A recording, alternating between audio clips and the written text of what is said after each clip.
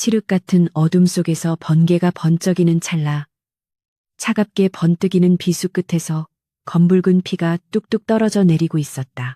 가늘게 떨리는 두 손으로 자루를 꽉 쥐고 있는 사내의 입에서는 짐승의 헐떡임 같은 거친 숨소리가 터져나왔고 그의 발치에는 방금 전까지 따뜻한 숨을 쉬고 있던 여인이 일그러진 고통 속에 둔탁한 소리를 내며 차가운 마루 위로 쓰러졌다. 비릿한 피냄새가 순식간에 방 안의 공기를 무겁게 짓눌렀고 밖에서 휘몰아치는 장대비 소리조차 사내의 귓가를 찢을 듯 울리는 심장 박동 소리를 덮지는 못했다. 이것은 미치광이의 사륙이 아니라 가문을 살리기 위한 거룩한 결단이어야만 했다고 사내는 속으로 수백 번, 수천 번 자신을 세뇌하며 흔들리는 눈동자로 바닥에 엎어진 여인의 핏기, 가신 얼굴을 내려다보았다. 여인의 가슴팍에서 배어나온 붉은 피가 흰 비단 소복을 끔찍하게 물들이며 나무 바닥의 결을 따라 뱀처럼 기어가기 시작했다. 숨이 끊어지는 마지막 순간까지도 그녀는 비명 한 번 지르지 않은 채 그저 슬픔과 체념이 뒤섞인 깊고 고요한 눈망울로 자신을 찌른 지아비를 말없이 올려다볼 뿐이었다. 사내는 그 눈빛을 견디지 못하고 손에 쥐고 있던 피 묻은 비수를 덜그럭 소리가 나게 바닥에 떨어뜨린 채 뒷걸음질을 쳤다. 다 가문을 위한 일이었소. 당신이 품은 사악한 저주가 우리 집안의 씨를 말리려 하였기에 내 어쩔 수 없었단 말이오. 사내는 누구에게 하는지 모를 변명을 허공에 대고 중얼거렸지만 텅 빈 방 안을 메아리치는 그의 목소리에는 이미 돌이킬 수 없는 죄악을 저지른 자의 처절한 공포가 서려 있었다. 번개가 다시 한번 창호지를 찢을 듯이 번쩍이자 참혹한 사륙의 현장이 마치 지옥도의 한 장면처럼 기괴한 그림자를 만들어냈다. 남편의 손에 찔려 생명의 불씨가 꺼져가는 이 불행한 여인의 이름은 소윤이었고 피를 묻힌 채 짐승처럼 떨고 있는 사내는 이 지역 일대에서 덕망 높기로 소문난 명문가의 가주 민재였다. 불과 하루 전까지만 해도 안채의 주인이자 정숙한 조강지처로서 집안의 대소사를 빈틈없이 보살피던 그녀가 어찌하여 지아비의 칼날 앞에 이토록 참담하게 쓰러져야 했는지 그 끔찍한 비극의 씨앗은 빗소리에 섞여 아득한 과거의 원망으로 흘러들어가고 있었다. 10년이라는 긴 세월 동안 단 한 번의 언성도 높이지 않고 묵묵히 헌신했던 소윤의 삶은 그토록 견고해 보이던 가문의 평온함과 함께 무너져 내린 지 오래였다. 그들이 둥지를 틀고 있던 마을은 병풍처럼 둘러쳐진 깊은 산세 덕분에 전란과 기근마저 비껴간다는 풍요로운 분지였다. 민재의 가문은 대대로 맑은 물이 흐르는 명당에 자리 잡아 소장농들에게도 인자한 지주로 칭송받았으며 소슬대문 너머로는 언제나 글 읽는 소리와 평화로운 온기가 끊이지 않았다. 소유는 16의 어린 나이에 이 거대한 가문의 맏며느리로 들어와 꼬장꼬장한 시부모의 병수발을 묵묵히 견뎌내고 아랫사람들을 자애로 다스리며 안주인으로서의 덕목을 완벽하게 갖추어 나갔다. 비록 둘 사이에 뒤를 이을 혈육이 태어나지 않아 은밀한 뒷말이 무성했으나 민재는 언제나 아내의 정갈하고 강직한 성품을 깊이 존경하며 남들이 함부로 입을 놀리지 못하게 엄히 단속하곤 했다.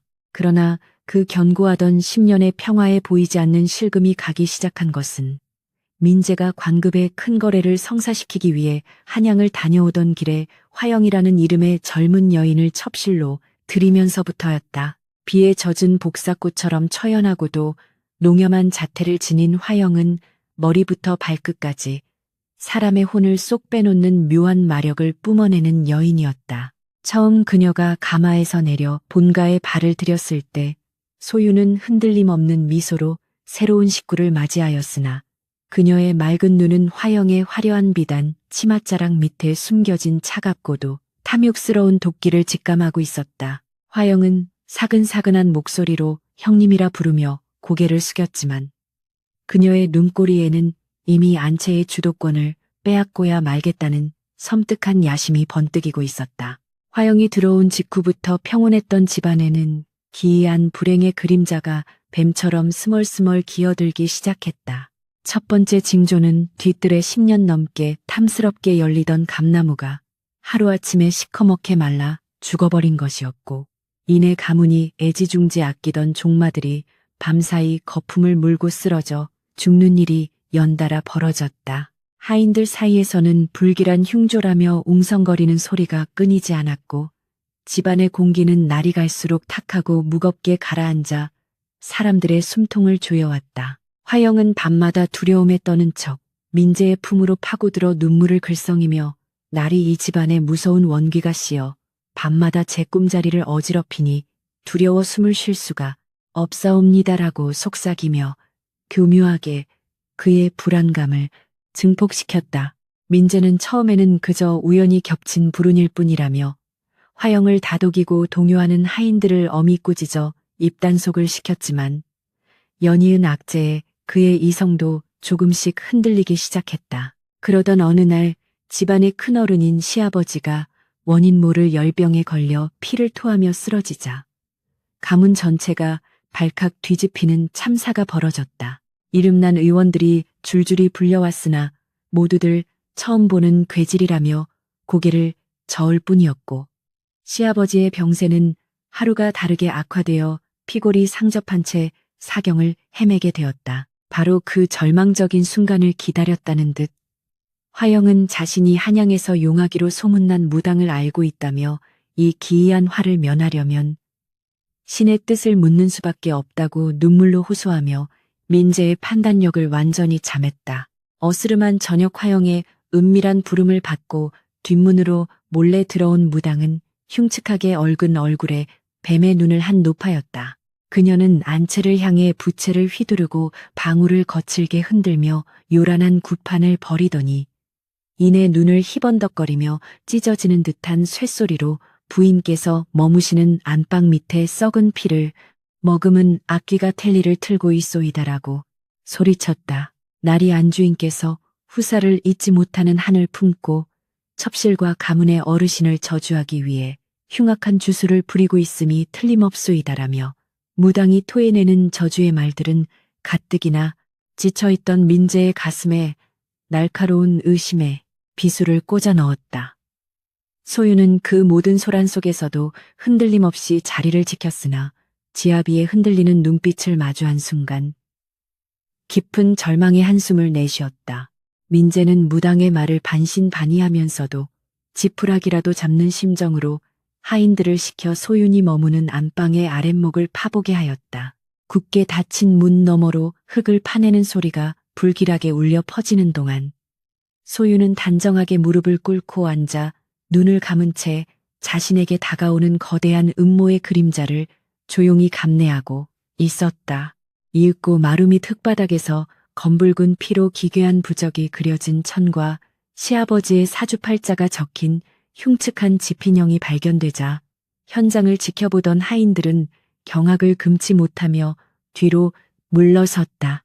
화영은 못 볼 것을 보았다는 듯 비명을 지르며 바닥에 주저앉았고 그 조작된 증거물들을 두 눈으로 직접 확인한 민재의 눈동자는 배신감과 분노로 무섭게 타오르기 시작했다. 소유는 지핀형을 바닥에 내동댕이 치며 분노로 어깨를 떠는 남편을 향해 서늘할 만큼 차분한 목소리로 나리 10년을 모신 지아비께서 어찌 이리도 얕은 속임수에 눈이 멀어 조강지처를 의심하시옵니까라고 반문했다. 그러나 이미 화영의 달콤한 독과 가문의 연이은 비극에 이성이 마비된 민재의 귀에 소윤의 결백한 항변은 그저 간악한 요부의 변명으로밖에 들리지 않았다.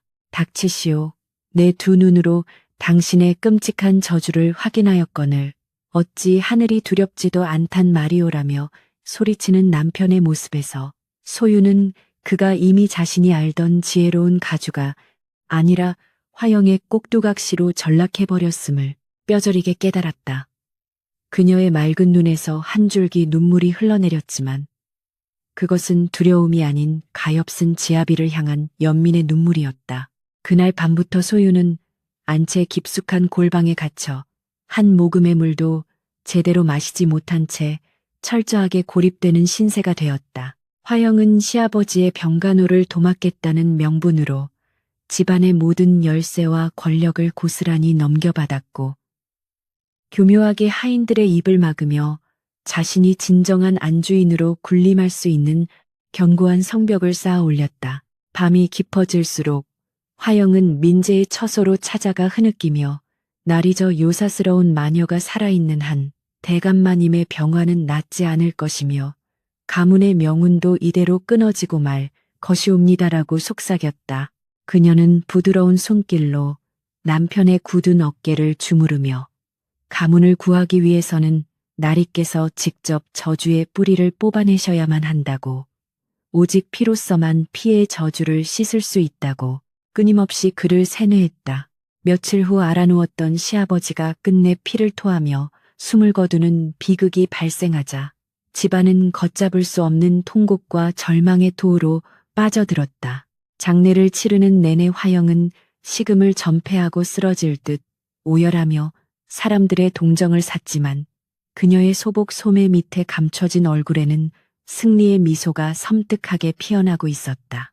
아버지를 잃은 슬픔과 가문의 몰락이라는 끔찍한 공포에 짓눌려 완전히 이성을 상실해버린 민재는 어두운 빈소에서 홀로 독주를 들이켜며 마침내 돌이킬 수 없는 파멸의 결단을 내리고 말았다.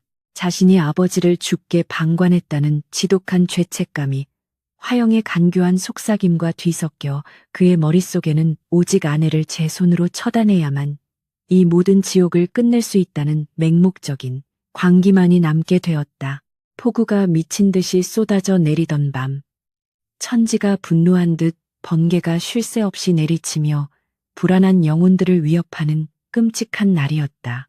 독주에 취해 붉게 충혈된 눈으로 칼집에서 예리한 비수를 뽑아든 민재는 비틀거리는 걸음으로 소윤이 갇혀있는 어두운 골방을 향해 빗속을 걸어갔다.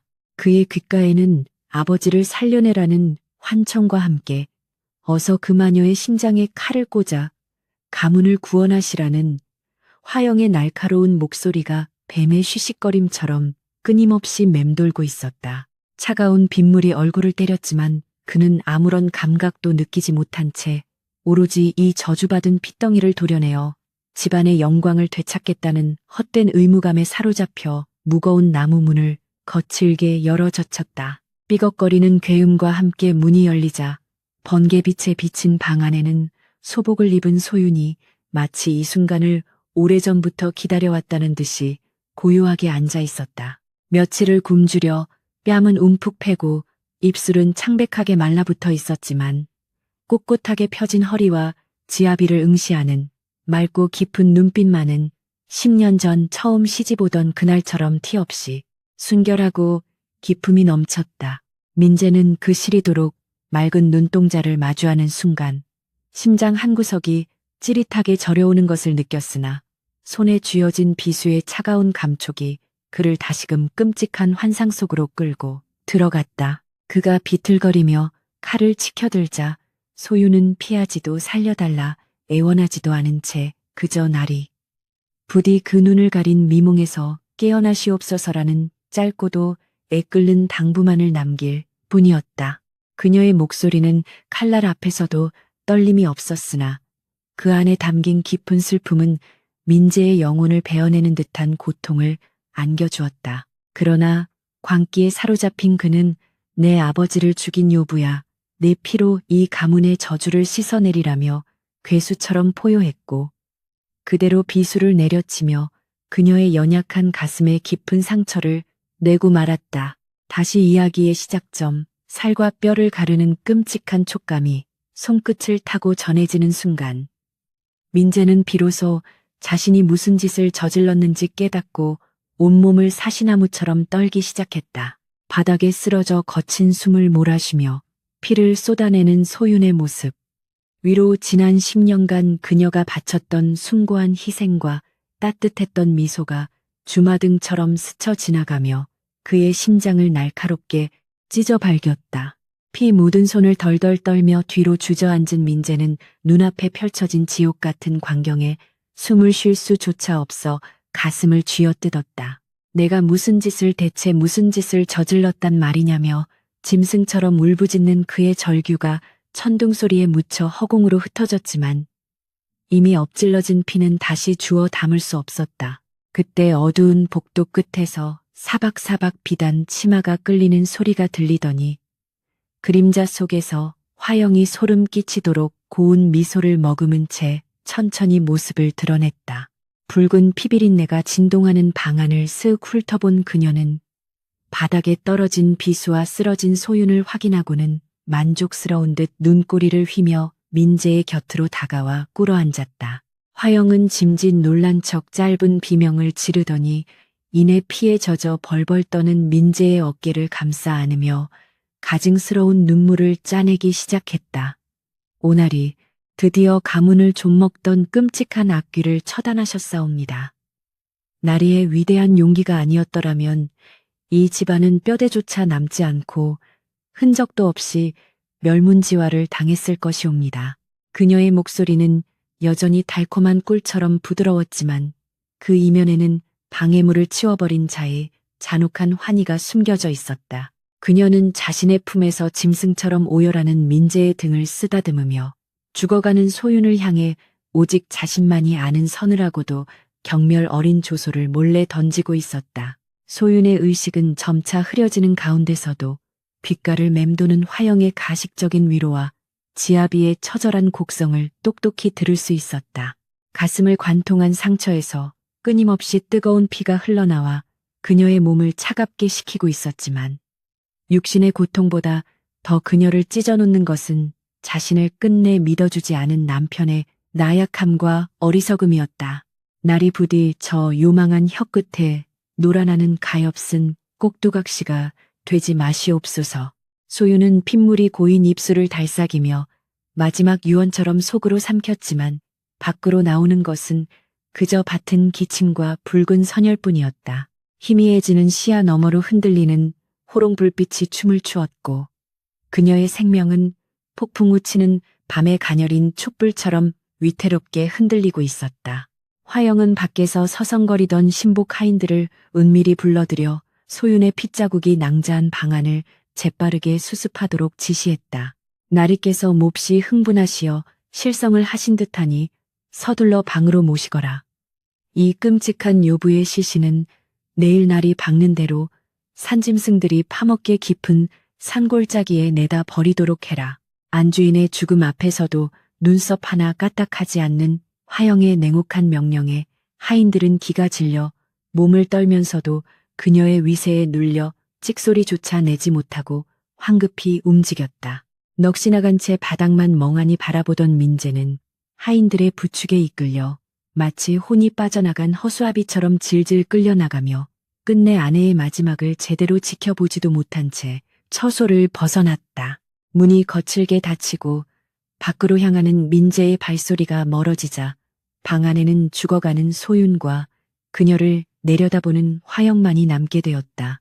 화영은 피비린내가 불쾌하다는 듯 코끝을 비단 소매로 가리면서도 입가에는 숨길 수 없는 승리감에 도취된 비릿한 미소를 띠고 있었다. 형님 10년 동안 꼿꼿하게 자리를 지키시더니 결국 그 알량한 미덕이 형님의 숨통을 끊어놓았구려. 안심하고 눈을 감으시지요.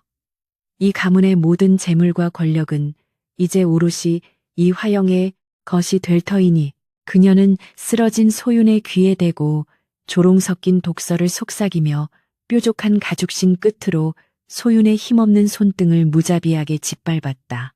소윤은 손등이 으스러지는 고통 속에서도 남은 힘을 다해 눈을 치켜뜨고 악에 바친 화영의 흉측한 민낯을 깊이 새겨넣으려 애썼다.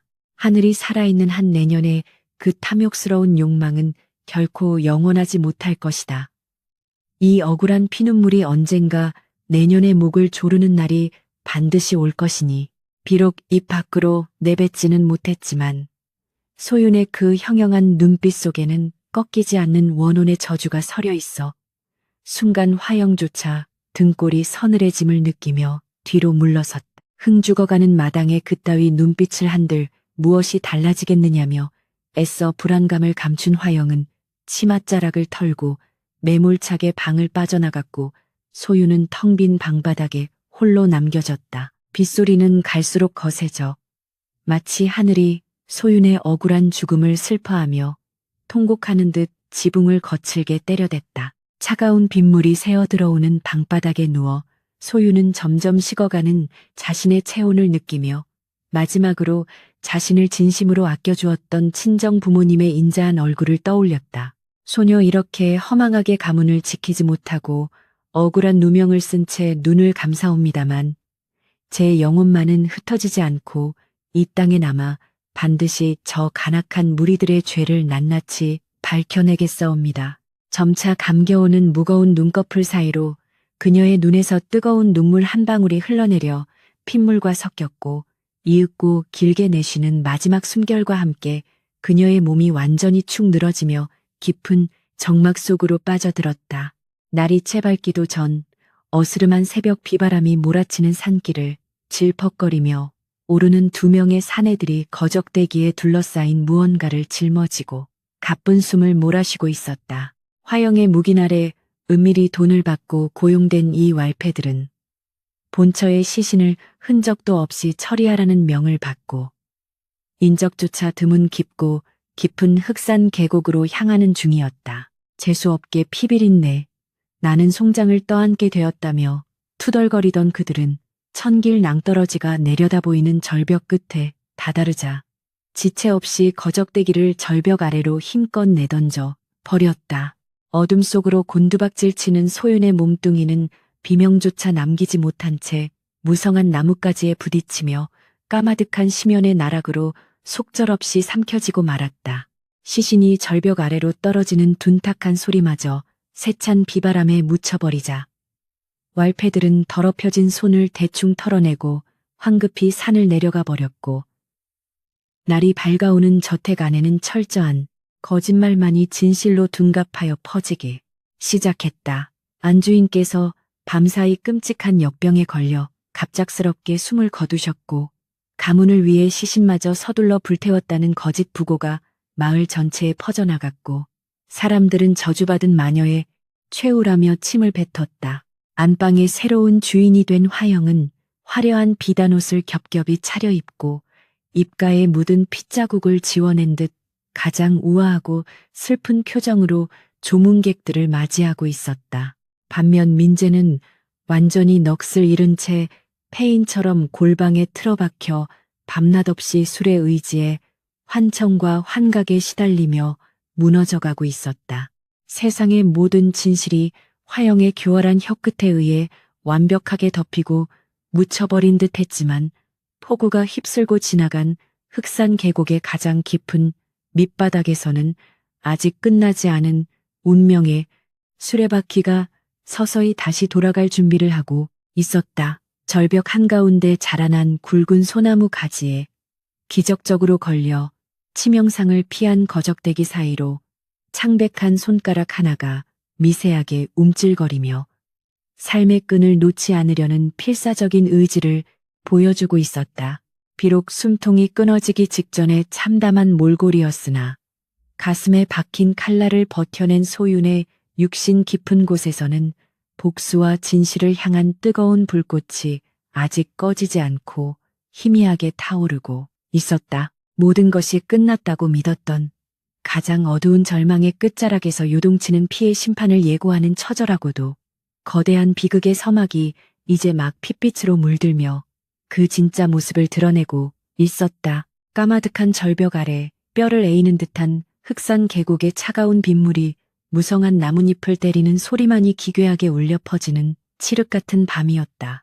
벼랑 끝에서 내던져진 거적대기는 기적적으로 절벽 중턱에 튀어나온 굵은 노송가지에 걸려 치명적인 추락을 면했으나 거센 비바람에 이리저리 흔들리며 금방이라도 깊 심연으로 곤두박질 칠 듯 위태로웠다.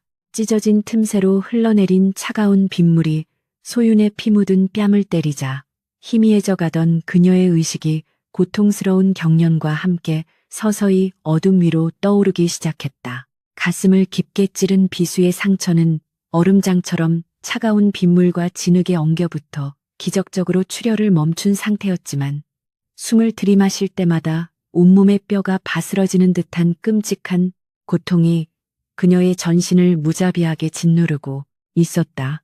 소유는 간신히 무거운 눈꺼풀을 밀어 올렸으나 짙은 어둠과 세차게 쏟아지는 장대비에 가려 눈앞에는 오직 아득한 절망만이 일렁이고 있을 뿐이었다. 머리가 깨질 듯한 통증 속에서 자신이 누구인지 어찌하여 이토록 끔찍한 상처를 입고 차가운 산중에 내버려졌는지 그 어떤 기억도 떠오르지 않은 채 텅 빈 백지처럼 하얗게 지워져 버린 상태였다. 그때 거적대기를 지탱하던 낡은 나뭇가지가 요란한 소리를 내며 부러졌고 그녀의 몸은 다시 한번 비탈진 진흙더미를 따라 거칠게 굴러 떨어지기 시작했다. 온몸이 날카로운 바위와 가시덤불에 찢기고 긁히는 참담한 고통 속에서도 소유는 짐승처럼 신음하며 바닥을 기었고 그저 살아야 한다는 본능적인 외침만이 그녀의 핏기 가신 뇌리를 필사적으로 지배하고 있었다. 얼마나 오랜 시간을 차가운 진흙 바닥을 기어 다녔는지 모를 무렵 먼동이 트며 희뿌연 새벽 안개가 짙게 깔린 산길 위로 넝마가 된 소윤의 처참한 몰골이 드러났다. 헝클어진 머리칼은 피와 진흙으로 뒤범벅되어 얼굴을 기괴하게 가렸고 한때 눈부시게 희었던 비단 소복은 갈기갈기 찢어져 흉측한 상처들을 적나라하게 드러낸 채 덜덜 떨리고 있었다. 이른 아침 땔감을 구하러 산을 오르던 촌부들은 안개 속에서 기어나오는 끔찍한 형상을 발견하고는 기겁을 하며 뒷걸음질을 쳤다. 저리 가라, 이 흉측한 악귀야. 재수없게 아침부터 웬 미친년이 산길을 가로막는단 말이냐라며 거칠게 욕설을 퍼붓고는 돌팔매질을 해대기 시작했고 날아온 돌에 이마를 맞은 소유는 비명조차 지르지 못한 채 다시 바닥으로 속절없이 쓰러지고 말았다. 모두에게 버림받은 들개처럼 차가운 땅바닥에 웅크린 소유는 자신을 향해 쏟아지는 멸시와 매질 속에서도 억울함이나 분노조차 느끼지 못하는 백치의 상태였다. 그녀는 그저 뱃속을 찢어놓는 듯한 지독한 굶주림과 뼈를 얼어붙게 만드는 추위를 견디기 위해 본능적으로 사람들의 눈을 피해 산짐승들이 드나드는 으슥한 폐당집으로 기어들어 갔다. 썩은 집단이 나뒹구는 서늘한 폐당집 구석에 몸을 웅크린 그녀는 바닥에 떨어진 마른 한 뿌리와 빗물이 고인 웅덩이로 간신히 목을 축이며 하루하루 목숨을 연명하는 처참한 신세로 전락했다. 밤이 되면 짐승들의 울음소리가 귓가를 맴돌고 상처 부위에서 열이 끓어올라 환각에 시달렸으나 그녀의 깊은 내면 한 구석에서는 설명할 수 없는 숭고한 생의 의지가 질기게 타오르며 그녀를 붙잡고 있었다. 반면 소윤이 흑산 계곡의 진흙탕 속에서 짐승만도 못한 삶을 견뎌내는 동안 가문의 안채는 본처의 자리를 꿰찬 화영의 끝없는 탐욕으로 눈먼 잔치가 벌어지고 있었다. 화영은 시어머니가 물려주었던 소윤의 화려한 장신구와 비단옷들을 전부 자신의 방으로 옮겨놓고 매일 아침 구리거울 앞에 앉아 입꼬리를 비릿하게 올리며 자신의 치장된 자태를 감상했다. 이제의 거대한 가문의 모든 재물과 권력은 오롯이 내 발 아래 있구나. 그토록 고결한 척하던 형님의 목숨값이 이리도 달콤할 줄이야라며 거울 속 자신을 향해 혼잣말을 짓거리는 그녀의 웃음소리에는 더 이상 숨길 필요 없는 간악한 본색이 뱀의 혀처럼 짙게 묻어나고 있었다. 안채의 공기는 그녀가 피우는 사약 냄새로 진동했지만 그 화려함 이면에는 가문의 피를 빨아먹는 탐욕의 악취가 썩은 물처럼 고여가고 있었다. 화영은 자신이 진정한 안주인으로 군림하기 위해 가장 먼저 소윤의 은혜를 입고 그녀를 따르던 충직한 늙은 하인들을 무자비하게 쳐내기 시작했다. 곳간 열쇠를 쥐고 있던 늙은 청지기를 불호령과 함께 불러들인 화영은 내 놈이 감히 돌아가신 안주인과 결탁하여 쌀을 뒤로 빼돌린 것을 내 모를 줄 아느냐. 당장 이 집에서 짐을 싸서 나가지 않으면 관아에 고발하여 곤장을 치게 할 것이다라며 억지 누명을 씌웠다. 늙은 청지기는 억울함에 눈물을 흘리며 바닥에 머리를 조아렸으나 화영의 싸늘하고도 도끼 어린 눈빛 앞에서는 그 어떤 항변도 통하지 않았고 결국 수십 년을 몸바쳐 일한 가문에서 하루아침에 맨몸으로 쫓겨나는 신세가 되고 말았다. 하인들은 서리빨 같은 화영의 횡포에 숨죽여 떨었고 가문의 따뜻했던 인심은 차가운 공포로 완전히 얼어붙어 버렸다. 방해꾼들을 모두 제거한 화영은 본격적으로 가문의 재산을 뒤로 빼돌려 자신의 배를 불리는 은밀하고도 추악한 작업에 몰두하기 시작했다. 한밤중이 되면 그녀는 몰래 첩자를 시켜 문서를 위조하고는 대대로 내려오던 비옥한 문전옥답을 헐값에 넘겨 그 막대한 돈을 자신의 처소 깊숙한 곳에 숨겨둔 비밀 괴짝에 차곡차곡 쌓아 올렸다. 나리께서 절이 미쳐서 술독에 빠져 계시니 가문의 재산을 지키는 것은 안주인인 나의 몫이 아니겠느냐며 뻔뻔하게 변명하면서도 그녀의 탐욕스러운 시선은 언제나 가문의 멸망, 이후 자신이 홀로 누릴 화려한 도주를 철저하게 계획하고 있었다. 10년 넘게 흔들림 없이 유지되던 거대한 명문가는 화영이라는 기생충에 의해 보이지 않는 곳에서부터 처참하게 갉아먹히며 썩어 문드러지고 있었다. 그 시각 화려한 안채와 멀리 떨어진 어두운 별당에서는 지독한 술냄새와 시궁창 같은 악취가 진동하는 가운데 민재가 폐인처럼 쓰러져 발버둥치고 있었다. 제 손으로 조강지처를 찌르고 아버지를 죽음으로 내몰았다는 끔찍한 죄책감은 한시도 그를 놓아주지 않았고 눈을 감을 때마다 피투성이가 된 소윤이 원망스러운 눈빛으로 자신을 쳐다보는 환영에 시달리며 식은 땀을 쏟아냈다. 내가 가문을 위해 어쩔 수 없었소. 당신의 피로 저주를 씻어내야만 아버님과 가문을 살릴 수 있다. 미덕건을 어찌하여 내 눈앞에는 지옥불만 타오른단 말이오라며 텅 빈 벽을 향해 오열하는 그의 모습은 한때 덕막 높았던 가주의 위엄이라고는 찾아볼 수 없는 처참한 망령에 불과했다. 술기운이 떨어지면 환청이 그의 귓가를 찢을 듯 맴돌았기에 그는 매일같이 독한 탁주를 들이부으며 스스로를 철저히 파괴하고 있었다. 어느 날 밤 갈증을 이기지 못하고 비틀거리며 밖으로 나온 민재는 텅 빈 마당을 가로지르다 서늘한 달빛 아래 흉흉하게 변해버린 저택의 꼴을 마주하고는 등골이 오싹해짐을 느꼈다. 과거 온기가 넘치던 하인들의 숙소는 쥐 죽은 듯 고요했고 곳간은 눈에 띄게 비어 있었으며 무엇보다 가문을 짓누르던 그 빌어먹을 저주가 사라졌음에도 집안의 생기는 오히려 더욱 처참하게 말라 비틀어져 있었다. 무언가 크게 잘못되었다는 직감이 술에 찌든 그의 뇌리를 번개처럼 스치고 지나갔고 그는 떨리는 걸음으로 안채를 향해 발걸음을 옮겨 굳게 닫힌 화영의 방문을 거칠게 열어 젖혔다.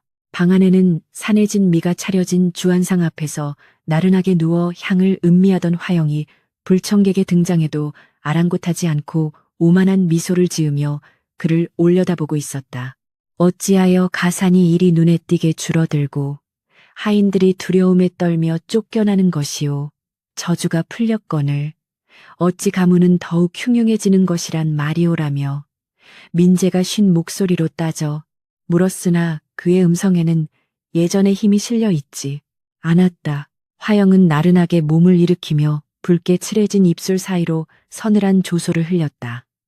나리께서 밤낮 없이 술에 의지해 정사를 돌보지 않으시니 부족한 제가 이 무너져가는 집안을 간신히 지탱하고 있는 것이 아닙니까? 그녀는 민재의 턱 밑까지 다가와 독사처럼 차갑게 속삭였다. 설마 제 헌신을 의심하시나요? 부인마님을 손수 찌르신 나리에 그 끔찍한 죄를 덮어주며 가문을 지키려 애쓰는 저를 원망하시는 탭니까? 화영의 그 날카로운 한마디는 민재의 가슴에 비수처럼 꽂히며 그의 숨통을 완벽하게 틀어쥐었다. 그녀의 말대로 자신이 살인자라는 끔찍한 진실 앞에 민재는 더 이상 한마디도 대꾸하지 못한 채 그 자리에 얼어붙고 말았다. 화영은 덜덜 떠는 민재의 가슴팍을 부드럽게 쓸어내리며 날이 이 집안의 비밀을 아는 자는 오직 날이라와 저뿐이옵니다. 부디 쓸데없는 의심으로 화를 자초하지 마시고 제가 올리는 술이나 드시며 평안히 쉬시옵소서라고 뱀처럼 속삭이며 그를 다시 나락으로 밀어 넣었다. 민재는 화영의 교활한 미소 너머로 번뜩이는 괴물의 민낯을 똑똑히 보았지만 그 괴물을 집안에 들이고 기어이 키워낸 것이 바로 자신의 맹목적인 어리석음이었음을 깨닫고 절망의 구렁텅이로 속절없이 추락했다. 그는 짐승처럼 흐느끼며 뒷걸음질을 쳐 도망치듯 방을 빠져나왔고 이내 다시 독주를 들이켜며 스스로의 목을 조르는 영원한 속죄의 감옥에 갇히고 말았다. 같은 하늘 아래 비단옷에 파묻혀 탐욕을 채우는 화영과는 정반대로 소유는 이름 없는 주막 뒷마당에서 피 맺힌 손으로 가마솥을 닦아내며 거친 삶의 밑바닥을 뒹굴고 있었다. 폐당집에서 굶어 죽어가던 그녀를 불쌍히 여긴 늙은 주모가 거두어 허드렛 일을 시킨 지도 벌써 달포가 지나 있었고 소윤의 고운 손은 잿물과 찬물에 부르터 갈라지고 험악하게 굳은 살이 박여 있었다. 제 이름이 무엇인지 어디서 왔는지조차 기억이 나질 않습니다만 그저 밥 한 술의 은혜를 갚게만 해주십시오라며 묵묵히 그른 일을 도맡아 하는 소윤의 모습에 주모는 추미려를 산 일을 차면서도 그녀의 성실함을 가상히 여겼다. 거친 삼배옷을 입고 숯검정을 얼굴에 묻힌 채 땀을 흘렸지만 무거운 항아리를 나르고 장작을 패는 그녀의 몸놀림에는 묘하게도 범접할 수 없는 양반가의 단정한 기품이 배어 있었다. 시끌벅적한 주막의 소음과 취객들의 거친 욕설은 잃어버린 기억을 자극하여 소윤의 머릿속에 이따금 날카로운 두통과 함께 번쩍이는 칼날의 환영을 불러일으켰다. 누군가의 고함 소리나 쇠붙이가 부딪히는 소리가 들릴 때면 핏발선 사내의 눈동자와 서늘한 비수끝이 찰나의 불꽃처럼 뇌리를 스쳐 지나가며 심장을 얼어붙게 만들었고 그녀는 가슴에 흉터를 움켜쥔 채 숨을 헐떡이곤 했다. 하지만 소유는 그 고통스러운 파편들이 자신의 과거와 맞닿아 있음을 본능적으로 직감하면서도 섣불리 그 어둠 속으로 손을 뻗기보다는 지금 당장 살아남는 것에 온 정신을 집중하며 입술을 꽉 깨물었다. 그녀는 매일 밤 달빛 아래서 자신의 상처를 어루만지며 누가 나를 이토록 끔찍하게 베었단 말인가. 이 깊은 슬픔의 뿌리는 대체 어디서 온 것인가를 묵묵히 자문하며 차가운 눈물을 삼켰다. 주막을 오가는 장사치들과 총부들 사이에서는 벙어리처럼 일만 하는 소윤을 두고 온갖 흉흉한 소문과 뒷말이 무성하게 피어올랐다. 아무리 봐도 천것의 태가 아니거늘 필시 큰 도적대를 만나 일가족이 몰살당하고 미쳐버린 양반집 교수일 것이라는 동정 섞인 수군거림이 그녀의 등 뒤를 따라다녔다. 짓궂은 왈패들이 술김에 소윤의 치맛자락을 잡아당기며 희롱하려 들 때도 그녀는 비명 한 번 지르지 않고 숯검정이 묻은 손으로 그들의 손목을 단호하게 쳐내며 서늘한 눈빛으로 상대를 제압하곤 했다. 그 흔들림 없는 고요하고도 형형한 눈빛 앞에서는 아무리 거친 사내들이라도 기가 눌려 뒷걸음질을 치게 되었고 소윤의 내면에 깃든 본연의 강인함은 가장 비천한 진흙탕 속에서도 꺾이지 않는 꼿꼿한 대나무처럼 조용히 뿌리를 내리고 있었다. 어느 늦은 밤 고된 하루 일과를 마치고 냇가에 나가 피가 맺힌 손을 씻어내던 소윤은 흔들리는 수면 위로 비친 자신의 피척한 얼굴을 물끄러미 내려다보았다. 기억은 잃었으나 영혼에 새겨진 본능은 그녀에게 끊임없이 누군가를 원망하고 분노해야 한다고 속삭이고 있었지만 맑은 물에 비친 그녀의 눈동자에는 분노보다는 헤아릴 수 없는 거대한 슬픔만이 깊게 일렁이고 있었다. 씻어내려 해도 지워지지 않는 흉터처럼 가슴 한구석을 찌르는 이 사무치는 그리움과 배신감의 정체를 찾아야만 내 끊어진 삶을 온전히 이어붙일 수 있겠구나 라는 묵직한 깨달음이 그녀의 심장을 천천히 뛰게 만들었다. 차가운 밤 공기 속에서 그녀는 두 손을 모아 허공을 향해 기도하며 잃어버린 자신의 조각들을 반드시 되찾고야 말겠다는 결연한 의지를 다졌다. 한편 가문의 몰락을 알지 못하는 마을 사람들의 눈을 속이기 위해 화영은 소윤의 죽음을 기리는 척하며 거칠애 뿐인 화려한 제상을 차리고 위선적인 곡을 하며 연극을 펼쳤다. 하지만 곡소리가 멈추기가 무섭게 별당으로 돌아온 그녀는 한양에서 내려온 기생들과 악공들을 불러 모아 가야금을 뜯게 하고 기름진 고기와 비싼 명주를 쌓아두고 매일 밤 방탕한 연애를 즐겼다. 깔깔거리는 웃음소리와 흐드러진 가야금 가락이 밤하늘을 찢고 퍼져나갈 때마다 가문의 기둥과 석가래는 썩어가는 악취를 풍기며 속에서부터 무너져 내리고 있었다. 그녀는 잔을 높이 쳐들며 미련한 형님과 어리석은 나리 덕분에 이 화영이 천하를 호령하는구나라고 조롱 섞인 건배를 외쳤고 그녀의 발밑에는 가문의 피땀이 어린 재산이 서서히 잿더미로 변해가고 있었다. 가장 어두운 별채에서 홀로 웅크리고 있던 민재의 귀에도 그 요란하고 경박한 잔치의 소음이 날카로운 바늘처럼 파고들어 그의 미쳐가는 신경을 긁어댔다. 가야금의 높은 음표가 허공을 찢을 때마다 민재의 눈앞에는 번개치는 밤피를 토하며 쓰러지던 소윤의 처절한 모습이 겹쳐지며 숨을 쉴 수 없는 고통을 안겨주었다. 날이 부디 그 눈을 가린 미몽에서 깨어나시옵소서라는 그녀의 맑고 슬픈 목소리가 귓전에서 환청으로 맴돌자 민재는 귀를 틀어막고 바닥을 뒹굴며 짐승 같은 비명을 질러댔다. 화영의 그 기괴한 잔치가 벌어지는 동안 그는 자신이 지키려 했던 가문의 영광이 실은 저 간악한 요부의 입속으로 던져진 고깃덩어리에 불과했음을 뼈저리게 실감하며 지옥 같은 자괴감에 서서히 질식해가고 있었다.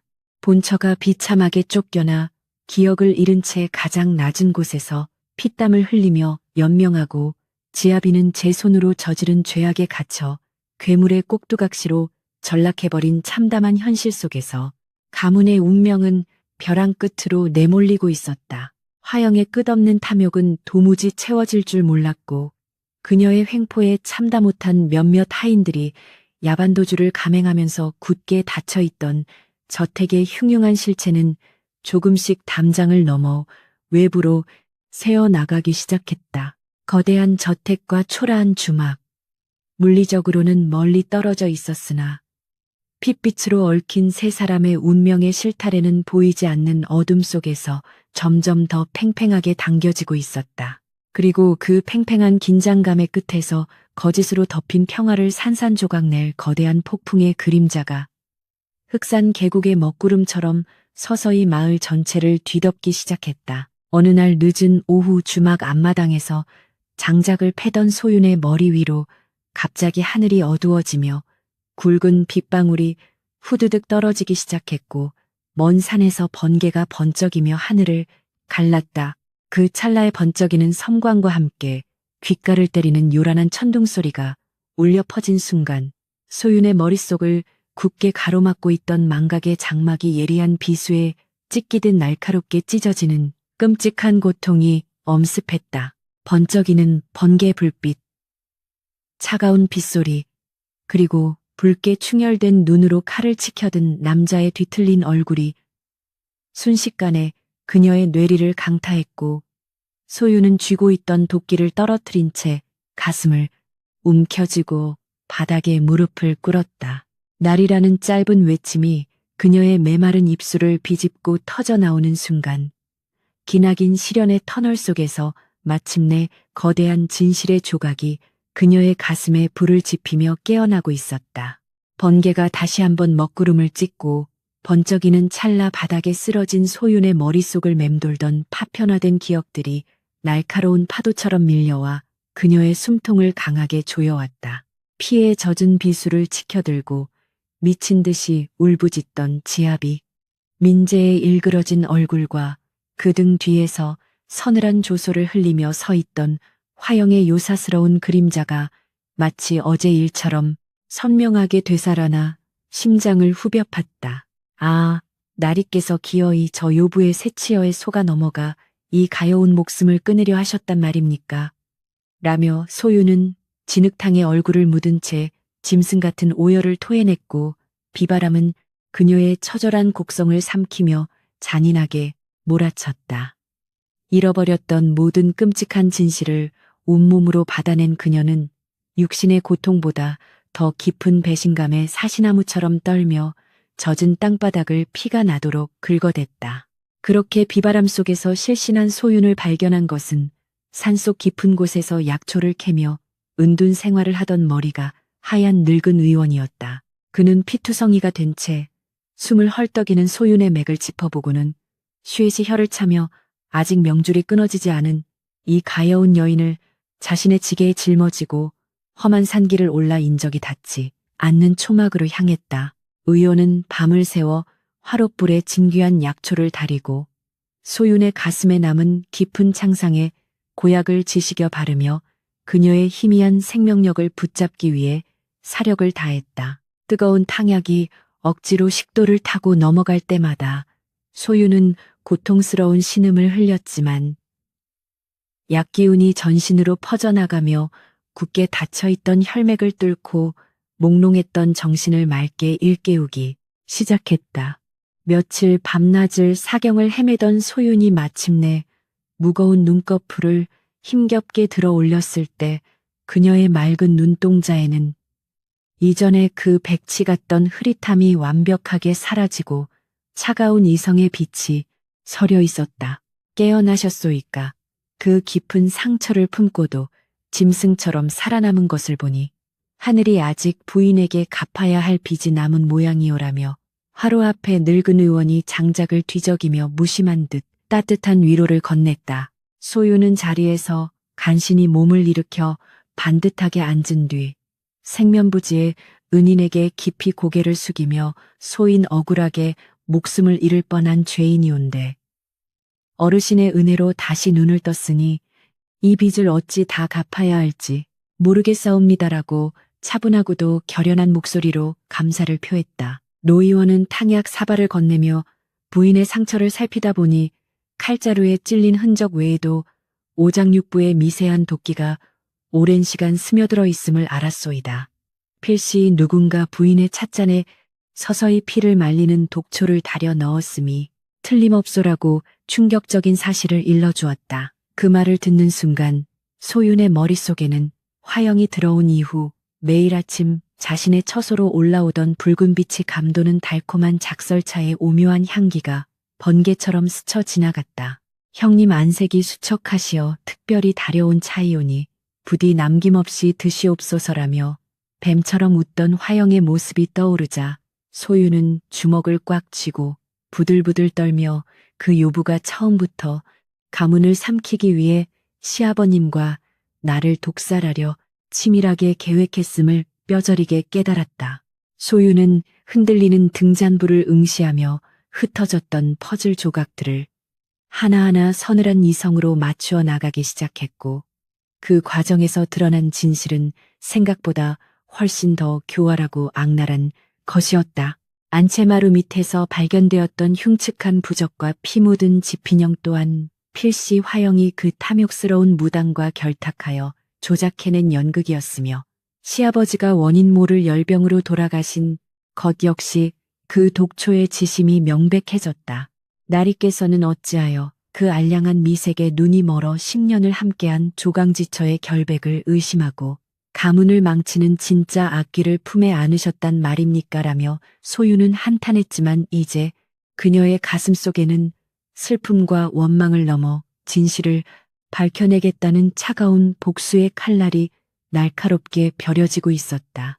노 의원은 한숨을 내쉬며 얼마 전 산 아래 저작거리에서 낯선 왈패들이 기생 출신의 첩실이 본처를 몰아내고 집안의 재물을 빼돌려 도주할 채비를 한다는 소문을 떠벌리는 것을 들었소이다라고 세상 돌아가는 흉흉한 소식을 전해주었다. 소윤은 그 말을 듣고 눈빛을 번뜩이며 그 요부가 가문을 완전히 파멸시키고 도망가기 전에 반드시 내 손으로 그 추악한 민낯을 백일하에 드러내어 지아비의 어리석음을 일깨우고 가문의 명예를 되찾겠노라 굳게 다짐했다. 어르신 제게 하루빨리 기력을 회복할 수 있는 독한 침수를 베풀어 주시옵소서. 지체할 시간이 없사옵니다라며 소윤은 육신의 고통을 기꺼이 감내하겠다는 듯 옷구름을 풀고 흉터가 남은 어깨를 드러내며 결연한 의지를 보였다. 같은 시각 가문의 거대한 저택은 겉으로는 고요해 보였으나 안채 깊숙한 곳에서는 화영과 그녀의 옛 정부가 꾸며내는 더럽고 추악한 미래가 매일 밤 은밀하게 이어지고 있었다. 담장을 넘어 몰래 스며든 사내는 과거 화영이 기방에 머물던 시절부터 그녀와 몸을 섞고 사기 행각을 벌이던 교활한 왈잡해 우두머리 칠성이었다. 그는 비단 이불에 누워있는 화영의 허리를 끌어안으며 내 기집이 그 바보 같은 양반놈을 구워 삶아 이 엄청난 재물을 손에 쥐다니 내년에 그 요사스러운 솜씨는 천하 제1위로구나라고 비열한 웃음을 흘리며 방 한구석에 쌓인 금은보화와 땅 문서들을 탐욕스러운 눈길로 훑어보았다. 화영은 칠성의 가슴을 가볍게 치며 입방정 떨지 마시오. 그 미련한 사내가 언제 제정신을 차릴지 모르니 내일 밤 배편이 마련되는 대로 이 지긋지긋한 집구석을 뜰 것이오라고 속삭였다. 화영은 거울 앞에서 화려한 비녀를 매만지며 그 늙은 영감이 내가 타준 독차를 마시고 피를 토할 때 어찌나 통쾌하던지 게다가 그 고고한 척하던 본처년을 지아비의 손으로 직접 찌르게 만들었으니 내 평생 이보다 완벽한 복수극은 없었을 것이오라며 자신의 악행을 자랑스럽게 떠벌렸다. 칠성은 술잔을 들이켜며 그 멍청한 민재놈은 아직도 자기가 가문을 구한 영웅인 줄 알고 매일 밤 술통에 빠져 질질 짜고 있다지 기집 하나 잘못 들여서 제 애비와 마누라를 죽이고 가산까지 탕진하는 꼴이라니 참으로 양반, 체면이 말이 아니구나라고 박장대소했다. 두 사람의 흉측한 웃음소리와 사양 냄새가 뒤섞인 방 안은 이미 인간의 도리가 완전히 사라진 타락한 짐승들의 소굴이나 다름없었고 그들의 오만함은 하늘을 찌르고 있었다. 바로 그 시각 또다시 술에 취해 끔찍한 환청에 시달리던 민재는 불타는 듯한 갈증을 달래기 위해 비틀거리며 처소를 빠져나와 몽유병 환자처럼 고요한 별당 복도를 헤매고 있었다. 소윤이 피를 흘리며 쓰러지던 그날 밤의 환영이 좀처럼 뇌리에서 떠나지 않아 미칠 것 같았던 그는 무작정 화영의 옹기를 찾아 안채로 발걸음을 옮기다가 굳게 닫힌 방문 너머로 들려오는 낯선 사내의 웃음소리에 그 자리에 우뚝 멈춰 서고 말았다. 밤이 깊어 하인들도 모두 잠든 시각에 안채에서 들려오는 저 사내의 목소리는 대체 무엇이란 말인가. 혹여 역병의 환각이 다시 나를 괴롭히는 것인가라며 민재는 떨리는 손으로 마른 세수를 했지만 연이어 들려오는 화영의 교태, 섞인 목소리에 그의 심장은 바닥으로 철렁 내려앉았다. 민재는 숨죽인 채 발소리를 죽이고 다가가 창호지에 난 작은 틈새로 숨소리조차 내지 않고 방 안의 전경을 몰래 엿보기 시작했고 그 순간 그의 눈앞에 펼쳐진 광경은 술기운을 단번에 날려버릴 만큼 충격적이고 참혹한 진실이었다. 자신이 끔찍하게 아끼던 가문의 비단 이불 위에서 화영이 낯선 왈잡해 사내의 품에 안겨 음탕한 웃음을 흘리고 있었고 방 한구석에는 가문의 곳간에 있어야 할 금괴와 소장농들의 피땀이 어린 땅 문서들이 커다란 괴짝에 산더미처럼 쌓여 있었다. 아, 이 무슨 끔찍한 광경이란 말인가. 저 요부가 어찌하여 다른 사내를 품고 내 집안의 재물을 도둑질하고 있단 말인가라며 민재는 경악에 차벌어진 입을 틀어막았고 다리가 풀려 당장이라도 주저앉을 것 같은 끔찍한 절망감에 온몸이 사시나무처럼 떨렸다. 그의 충격이 채 가시기도 전에 창호지 너머로 들려오는 칠성의 조롱 섞인 목소리는 민재의 영혼을 갈기갈기 찢어놓는 결정적인 비수였다. 네가 무당년에게 돈을 쥐어주고 마루 밑에 썩은 피부적을 묻게 했을 때 그 바보 같은 가주놈이 핏대를 세우며 자기 마누라를 죽이려 들던 꼴을 네가 봤어야 했는데 말이야 라며 칠성이 낄낄거리자 화영은 오죽 멍청하면지 애비가 내 독초에 죽어가는 줄도 모르고 가문을 살리겠다며 칼춤을 추었겠소. 그 머저리 덕분에 우리가 이 엄청난 재물을 거저먹게 생겼으니 그저 고마울 따름이지라며 간악한 조소를 터뜨렸다. 그 끔찍한 대화를 여과 없이 두 귀로 듣게 된 민재는 망치로 뒤통수를 세게 얻어맞은 듯 머릿속이 하얗게 부서지며 숨을 쉴 수 없는 끔찍한 질식감에 발버둥 쳤다. 자신이 굳게 믿었던 모든 명분과 가문을 위한 결단이 실은 저 간악한 창보와 왈패의 치밀한 사기극이었음을, 그리고 가장 순결하고 무고했던 조강지처 소윤과 가엾은 아버지를 제 손으로 처참하게 난도질했다는 끔찍한 진실이 폭일처럼 그의 온몸을 강타했다.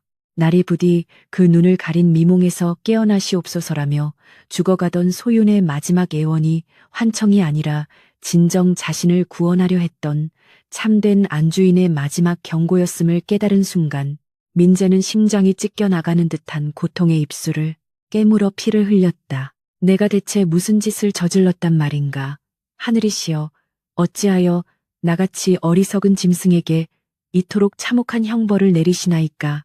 라며 민재는 소리 없는 통곡을 터뜨리며 바닥에 쓰러져 피가 나도록 맨 땅을 긁어댔다. 민재는 방 안으로 뛰어들어가 저 두 악귀의 목을 단숨에 베어버리고 싶은 충동에 휩싸였지만 지금 당장 저들을 찌른다 한들 죽은 아버지와 억울하게 산골짜기에 버려진 소윤이 살아 돌아오지 않는다는 처절한 무력감이 그의 발목을 무겁게 짓눌렀다.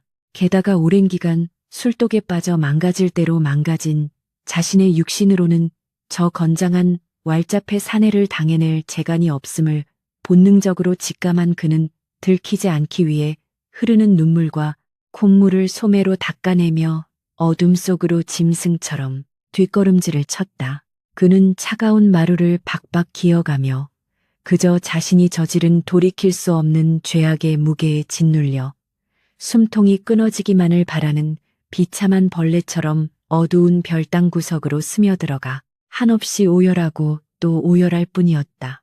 한편 깊은 산속 초막에서 노의원의 정성어린 침술과 독한 탕약으로 기력을 회복한 소유는 예전에 단아하고 기품 있던 자태를 서서히 되찾아가고 있었다. 흉측했던 상처에는 새살이 돋아났고 헝클어졌던 머리는 단정하게 틀어 올렸으며 비록 거친 삼배옷을 걸쳤으나 그녀의 몸에서 뿜어져 나오는 서늘하고도 강직한 기운은 숨길 수가 없었다. 어르신, 이제 제 발로 산을 내려가 잃어버린 가문의 명예를 되찾고 억울한 원혼들의 한을 풀어줄 때가 온 것 같사옵니다. 라며 소유는 화로 앞에 은인에게 정중하게 마지막 큰절을 올렸다. 노의원은 고개를 끄덕이며 부인의 그 맑은 눈빛 속에 담긴 굳은 심지라면 필시 하늘도 감동하여 닫힌 길을 열어줄 것이니 부디 몸조심하시고 악귀들을 벌하는 거룩한 싸움에서 승리하시게라고 따뜻하게 축원을 건넸다. 소윤이 산을 내려가기 위해 보찜을 싸던 중 노의원은 급히 초막으로 뛰어들어와 아주 중요한 소식을 하나 전해주었다. 부인 방금 산 아래 약재상에 다녀오는 길에 들으니 조정에서 파견된 암행어사 출도 행렬이 내일 정오 무렵 우리 마을 어귀를 지나갈 것이라는 소문이 파다하오이다. 이것은 필시 하늘이 부인에게 복수의 칼날을 쥐어주기 위해 내린 천재일호의 기회임이 틀림없소라고 노의원은 흥분된 목소리로 말했다. 암행어사라니 그 누구의 간섭도 받지 않고 탐관오리와 악당들을 단죄하는 조선 최고의 추상 같은 권력자가 마을을 지나간다는 사실에 소윤의 가슴은 뜨거운 희망으로 세차게 뛰기 시작했다. 그녀는 주먹을 꽉 쥐고 하늘을 우러러보며 아버님 부디 소녀에게 힘을 주시옵소서. 제가 내일 저 어사의 말굽비를 가로막고서라도 그 요부의 모든 죄상을 만천하에 고발하겠사옵니다라며 굳게 다짐했다. 소유는 그 밤 한숨도 자지 않고 촛불 아래 앉아 자신이 겪었던 모든 억울한 일들과 화영이 꾸며낸 거짓 부적의 모양, 시아버님의 병세에 나타났던 독초의 증상들을 기억의 밑바닥에서 끄집어내어 한자 한자 정성껏 혈서로 적어 내려갔다. 종이가 부족하여 자신의 낡은 소복 자락을 찢어 수슬갠 먹물로 빼곡하게 채워나가는 그녀의 글씨에는 피를 토하는 듯한 절규와 차가운 이성의 논리가 한치의 흐트러짐 없이 담겨 있었다. 손가락이 부르트고 눈앞이 흐려지는 고통 속에서도 그녀는 오직 이 고발장만이 가문을 살리고 괴물이 되어버린 지아비를 구원할 마지막 동아줄임을 알았기에 붓을 멈추지 않았다. 날이 밝아오고 희뿌연 새벽 안개가 사너리를 감돌 무렵 마침내 길고 긴 원통함을 담은 장계가 완성되었고 소윤의 얼굴에는 폭풍 전야의 서늘한 결의가 비장하게 흐르고 있었다. 산 아래 저택의 안채에서는 아무것도 모르는 화영이 오늘 밤 도주할 채비를 마치고 괴짝에 자물쇠를 채우며 콧노래를 부르고 있었고 별당의 민재는 절망과 죄책감에 미쳐 머리털을 쥐어뜯으며 죽음만을 기다리는 산송장처럼 널브러져 있었다. 하지만 흑산 계곡의 안개를 뚫고 산을 내려오는 소윤의 발걸음은 그 어느 때보다 단단하고 거침이 없었으며 그녀의 품에 안긴 피 묻은 소복 고발장은 거대한 진실의 폭풍을 몰고 올 무서운 뇌관과도 같았다. 10년의 헌신을 배신당하고 죽음의 문턱까지 내몰렸던 억울한 여인이 마침내 침묵을 깨고 무서운 이성의 칼날을 뽑아든 순간 거짓과 탐욕으로 쌓아 올린 화영의 모래성은 산산조각 날 운명의 카운트다운을 시작하고 있었다. 따가운 정오의 햇살이 흑산 계곡에 굽이친 능선을 붉게 달구고 있었으나 산을 내딛는 소윤의 발걸음은 서리빨처럼 차갑고 단호했다. 거친 삼배 치맛자락이 가시덤불에 찢기고 맨발에 피가 맺혔지만 그녀의 가슴 속에 타오르는 거대한 진실의 불꽃은 육신의 고통 따위는 가볍게 집어삼킨 지 오래였다. 품속에 깊숙이 간직한 핏빛 고발장만이 유일한 희망이자 가문을 구원할 마지막 동아줄임을 아는 그녀는 오직 저 아래 안개 낀 마을 어귀에서 나타날 암행어사의 행렬만을 생각하며 숨죽인 맹수처럼 흔들림 없이 산길을 내려가고 있었다. 그녀의 맑고 형형한 눈동자에는 10년의 헌신을 무참히 짓밟은 지아비에 대한 원망과 요부를 향한 서늘한 복수심이 폭풍전야의 고요함처럼 무겁게 가라앉아 있었다. 마을 어귀 넓은 공터에 다다랐을 때 멀리서부터 흙먼지를 일으키며 육중하게 다가오는 말발굽 소리와 위풍당당한 관군들의 행렬이 소윤의 시야에 들어왔다. 화려한 일산을 쓴 채 말을 타고 오는 강직한 인상의 사내가 바로 삼남 지방의 억울한 백성을 구제한다는 암행어사였고 그의 좌우로는 시퍼런 서슬의 칼을 찬 역졸들이 삼엄한 경계를 서며 행렬의 위험을 더하고 있었다. 숨을 죽이고 길가에 엎드려 행렬이 다가오기를 기다리던 소유는 어사의 말이 그녀의 코앞에 다다른 순간 짐승처럼 자리를 박차고 일어나 길 한가운데로 뛰어들었다. 멈추어 주시옵소서. 이 비천한 여인의 피 끓는 원통함을 부디 한 번만 거두어 주시옵소서라며 소유는 말의 앞길을 가로막고 맨 땅에 이마를 세게 놨으며 피투성이가 된 고발장을 양손으로 높이 치켜들었다. 갑작스러운 여인의 난입에 놀란 말이 앞발을 들며 크게 울부짖었고 깜짝 놀란 역졸들이 순식간에 칼을 뽑아들며 소윤의 목에 서늘한 칼끝을 겨누었다. 물러서라.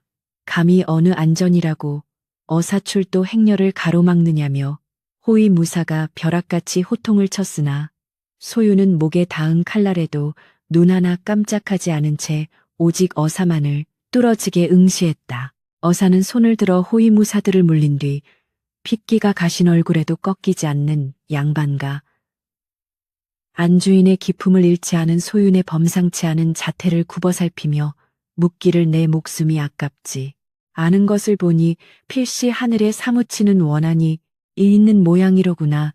대체 무슨 억울한 사연이기에 이리도 목숨을 걸고 길을 막아서는 것이냐고 묵직하고도 위험 있는 목소리로 하문했다.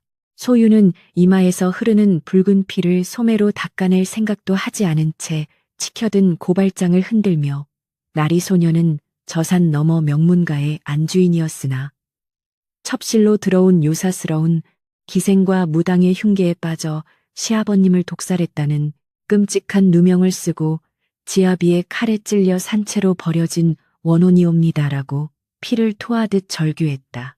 그녀는 21번 깊게 들이마신 후 지금 그 요부가 지아비의 눈을 가리고 가문의 막대한 재산을 뒤로 빼돌려 제 정부와 함께 도주하려 하오니 부디 나리께서 그 악귀들의 발목을 잡아 천륜을 저버린 죄를 엄히 다스려 주시옵소서라며 땅에 엎드려 대성통곡을 터뜨렸다. 그녀의 그 처절하고도 논리정연한 호소는 억울한 백성의 눈물에 단련된 어사의 차가운 이성마저도 강하게 뒤흔들어 놓았다. 어사는 말에서 내려 소윤이 바친 핏빛의 고발장을 건네받고는 매서운 눈빛으로 글귀들을 하나하나 읽어 내려가기 시작했고 장계에 적힌 치밀한 독살의 정황과 무당과 결탁한 거짓, 부적의 내막에 분노로 얼굴이 굳어졌다. 글씨를 쓴 자의 단단한 심지와 혈서에 담긴 논리적인 정황 증거들은 한치의 거짓도 없는 명백한 진실임을 말해주고 있었으며 어사는 고개를 끄덕이며 공공천하에 어찌 이리도 간악한 요부가 명문가를 쥐락펴락하며 인륜을 저버릴 수 있단 말이냐며 혀를 찼다. 그는 소윤을 부축하여 일으켜 세우며 부인의 그 처절한 고통과 강직한 기계에 하늘이 감복한 것이 틀림없소이다. 내 당장 군사를 이끌고 저택을 포위하여 그 요물들의 살칸을 벗겨내어 부인의 억울한 피눈물을 씻어주겠노라고 추상 같은 결단을 내렸다. 소윤을 임시로 마련된 가마에 태운 암행어사의 행렬은 이전보다 10배는 더 살벌하고 날카로운 기세를 뿜어내며 붉은 노을이 깔리기 시작한 가문의 거대한 저택을 향해 무서운 속도로 진격하기 시작했다. 같은 시각 어둠이 짙게 깔리기 시작한 저택의 안채에서는 소윤이 살아 돌아오고 있다는 사실은 꿈에도 모른 채 화영과 칠성이 가문의 마지막 금은 보화를 커다란 괴짝에 쓸어 담으며 화려한 도주를 위한 막바지 채비의 혈안이 되어 있었다. 이만하면 우리 둘이 평생을 조선 팔도 어디서든 왕우장상 부럽지 않게 떵떵거리며 살 수 있을 것이오. 라며 칠성이 금괴를 베어 물고 낄낄거리자 화영은 붉은 입술을 매혹적으로 비틀며 내 그 미련한 영감탱이가 마루 밑에 묻힌 부적을 보고 눈알이 뒤집혀 제 마누라를 찌를 때부터 일이 될 줄 알았다니까 라며 간악한 승리의 미소를 지었다. 바로 그 무렵 안채 박어두운 갯마루 구석에서는 독주에 취해 온몸이 망가진 민재가 짐승처럼 숨을 죽인 채 두 남녀의 추악한 도주 준비를 멍한 눈으로 지켜보며 뼈저린 후회의 눈물을 쏟아내고 있었다. 자신이 가장 아끼던 백자 화병까지 챙겨 넣는 칠성의 모습을 보며 참다 못한 민재는 비틀거리는 다리를 이끌고 방 안으로 뛰어들어 내 이놈들 내 모든 것을 앗아가고도 모자라 기어이 내 집안의 숨통을 마저 끊고 도망치려 하느냐. 내 죽어서도 내년들을 용서치 않을 것이다라며 악에 바친 목소리로 소리쳤다. 그러나 힘이 다 빠진 그의 주먹은 허공을 갈랐고 칠성은 코웃음을 치며 어디서 다 죽어가는 송장 새끼가 감히 양반 행세를 하려 드느냐며 민재의 가슴팍을 거칠게 걷어차 바닥에 흉하게 나뒹굴게 만들었다. 바닥에 쓰러져 피를 토하는 민재를 내려다보며 화영은 방금 전까지 날이라 부르며 교태를 부리던 그 요사스러운 목소리 대신 서늘하고도 잔인한 본색을 가감없이 드러내며 조롱하기 시작했다. 영감 당신이 그 알량한 가문을 지킨답시고 M1 조강지처를 찌르고 아비를 죽인 그 멍청함 덕분에 내가 이 거대한 재산을 거저먹은 것이니 오히려 나에게 절을 해야 맞지 않겠소라며 그녀는 민재의 뺨을 뾰족한 가죽신으로 툭툭 걷어찼다. 이어 그녀는 내가 당신 아비의 찻잔에 독초를 탔고 썩은 피부적을 꾸며냈음을 알고 절망하는 그 눈빛을 보니 이제야 내 10탕년 묵은 체증이 다 내려가는구려. 영원히 그 끔찍한 지옥 속에서 당신 손에 묻은 핏자국이나 핥으며 찌시라며 독사처럼 휘식거리는 독서를 내뱉었다. 자신의 끔찍한 죄악이 천하의 몹쓸 요부의 손바닥 위에서 노란한 결과였음을 재차 확인한 민재는 머리를 마루에 쿵쿵 내쓰며 내가 미쳤지. 내가 그 맑고 고운 아내를 버리고 이런 악기를 품었단 말인가라며 짐승 같은 통곡을 터뜨렸다. 그가 바닥을 기어 화영의 치맛자락을 붙잡고 살려내라. 억울하게 죽은 내 아내와 아버지를 당장 살려내라며 처절하게 울부짖었으나 칠성은 귀찮다는 듯 민재의 뒤통수를 발로 짓밟아 기절 직전의 상태로 만들어버렸다.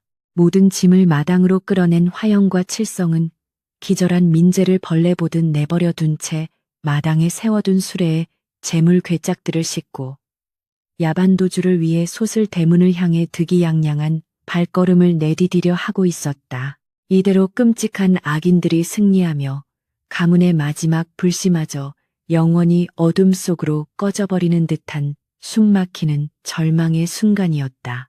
그들이 대문 빗장을 풀고 막 밖으로 나서려던 찰나 칠흑 같은 어둠이 깔린 저택 밖에서 돌연 고막을 찢는 듯한 징소리와 북소리가 무섭게 울려 퍼지며 밤하늘의 고요를 산산조각 내기 시작했다. 암행어사 출도야라는 수십 명 역졸들의 우렁찬 함성이 폭풍우처럼 사방에서 터져나왔고 굳게 닫혀있던 육중한 소슬대문이 병사들의 발길질에 와지끈 부서지며 수십 개의 붉은 횃불이 잿빛 마당을 대낮같이 환하게 붉게 물들였다. 화영과 칠성은 예기치 못한 날벼락에 경악하며 뒤로 나자빠졌고 날선 환도를 치켜든 수십 명의 관군들이 개미떼처럼 밀려들어와 순식간에 두 사람의 목과 허리에 시퍼런 칼끝을 겨누며 그들의 도주로를 완벽하게 차단해버렸다. 두 악인의 얼굴에서 핏기가 싹 가시며 공포로 일그러지는 찰나였다. 횃불의 붉은 일렁임 속에서 위풍당당하게 마당으로 걸어 들어온 암행어사는 매의 눈으로 바닥에 나뒹구는 재물 괴짝들과 사시나무처럼 떠는 화영과 칠성을 번갈아 노려보며 벼락같이 호통을 쳤다. 네 이놈들 하늘의 그물이 성긴 듯 하여도 결코 죄지은 자를 빠져나가게 두지 않거늘. 감히 백주 대낮에 가문을 망치고 재물을 빼돌려 도망치려 한 내놈들의 목을 오늘 밤 내 친히 베어 저잣거리에 내걸 것이니라라며 어사의 목소리는 서리발처럼 차갑게 저택 안을 쩌렁쩌렁 울렸다. 칠성은 살기 위해 바닥에 엎드려 날이 억울하옵니다. 저는 그저 이 여인이 시키는 대로 짐을 날라주려던 죄밖에 없는 힘없는 백성이옵니다. 라며 비열하게 화영에게 모든 죄를 뒤집어 씌우려 발버둥 쳤고 화영은 배신감에 부들부들 떨며 입을 다물지 못했다. 화영은 애써 침착함을 가장하며 요염한 자태로 무릎을 꿇고 날이 무슨 오해가 있으신 모양이옵니다. 저는 이 가문의 정식 안주인으로서 미쳐버린 가주를 대신해 재산을 지키려 잠시 거처를 옮기려 했을 뿐이옵니다. 라며 끝까지 뻔뻔한 거짓말로 빠져나가려 들었다. 그녀는 요사스러운 눈웃음을 흘리며 어사의 동정심을 유발하려 하였으나 어사는 가증스러운 요부의 변명에 코웃음을 치며 내년이 끝까지 혀를 놀려 하늘을 속이려 드는구나. 그렇다면 내년에 그 시커먼 속내를 낱낱이 밝혀줄 증인을 친히 모시도록 하겠다고 선언했다. 어사의 말이 끝나기가 무섭게 관군들이 양옆으로 길을 했고 호위무사들의 보호를 받으며 어두운 장막 너머로 서서히 모습을 드러내는 한 여인의 실루엣에 화영의 눈동자는 공포로 극심하게 찢어질 듯 확장되었다. 횃불의 붉은 빛이 일렁이는 마당 한가운데로 걸어 나오니는 바로 며칠 전 피를 토하며 죽어 흑산 계곡 절벽 밑으로 내던져졌던 가문의 진짜 안주인 조강지처 소윤이었다. 거친 삼배옷을 입고 이마에는 피딱지가 엉겨 붙어 있었으나 그녀의 꼿꼿한 허리와 상대를 압도하는 서늘하고도 맑은 눈빛은 예전 안채를 호령하던 그 고결한 기품을 완벽하게 되찾은 채 밤의 어둠을 가르고 있었다. 귀신이라도 본 듯 새파랗게 질린 화영은 엉덩방아를 도시며 뒤로 물러섰고 희익 형님, 형님이 어찌 살아 돌아오셨단 말입니까? 이건 말도 안 되는 환영이라며 미친 듯이 소리를 질러댔다.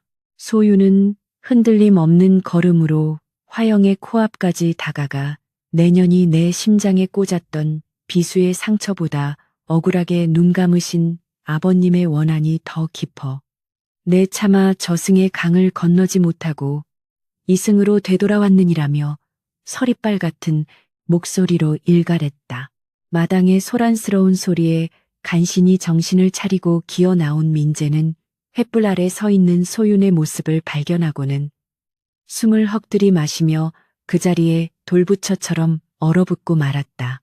자신이 직접 칼로 찌르고 산짐승의 먹이로 버려지도록 방관했던 아내가 살아서 돌아왔다는 사실에 그는 기쁨이나 안도보다는 헤아릴 수 없는 거대한 공포와 감당할 수 없는 끔찍한 죄책감에 휩싸여 사시나무처럼 온몸을 덜덜 떨기 시작했다. 여여보, 당신이 진정 살아 돌아온 것이오. 아니면 내 죄를 벌하려 저승에서 온 원혼이란 말이오라며 민재는 눈물과 콧물로 범벅이 된 흉측한 얼굴을 한 채 땅바닥을 박박 기어 소윤의 치맛자락 앞으로 처절하게 다가갔다. 소윤은 자신의 발치에 엎드려 짐승처럼 오열하는 지아비를 서늘한 눈빛으로 내려다보며 나리 소녀는 원혼이 아니라 당신이 제 손으로 끊어내려 했던 가문의 진정한 핏줄이자 살아있는 진실이 옵니다라고 단호하게 대답했다.